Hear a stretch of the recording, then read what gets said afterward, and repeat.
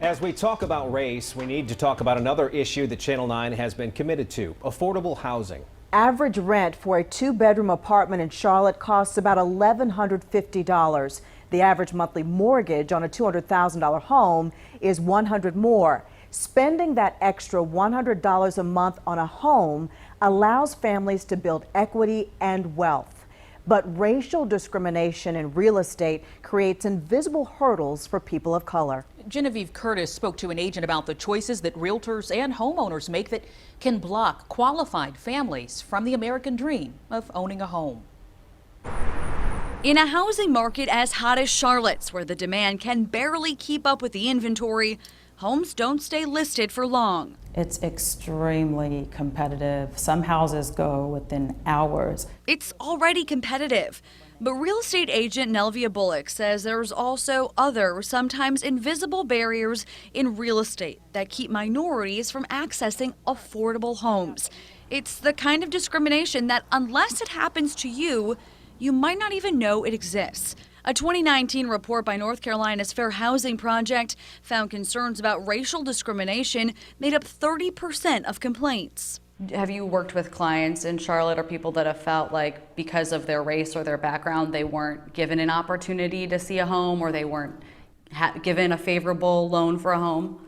Absolutely. Bullock is now the director of culture for COSTELLO Real Estate and Investments, a new position focused on inclusion and building awareness in the community.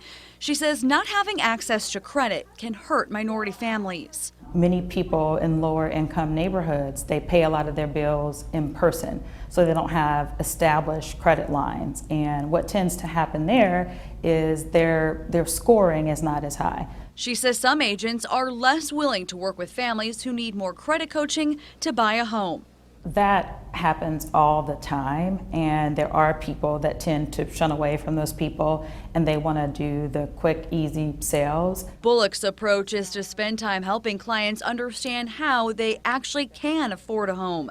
But loan discrimination is another barrier.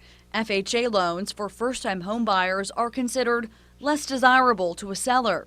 So there's definitely loan discrimination. So cash is always going to be most preferred, conventional will be second, and FHA and VA are going to be last. Oftentimes, a lot of minority buyers can also have FHA and VA loans. Just last month, Bullock says she structured an extremely competitive offer for a family using an FHA loan. We were told that we did not get it, and we were not even close. And I was baffled by that because I worked so hard to put together a solid offer. And these are minority buyers, and they were pre-approved, and they checked all the marks. And to find out that we weren't close of 9 offers, I don't understand that. Part of the code of ethics that realtors take is not to engage in a practice known as steering.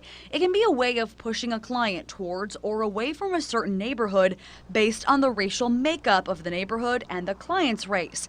In 2019, New York enacted new regulations against buyer discrimination after an investigation revealed some realtors continue to steer home buyers based on race. Oftentimes, I go into new construction communities and I find that the on-site sales rep is automatically making assumptions about what my buyers can or can't afford. In her role, Bullock also coaches other agents and looks for ways to show inclusiveness, a model she says other agencies could follow. I think everyone needs to be more thoughtful about what it's like to be a lower income minority buyer and how intimidating the whole process may be.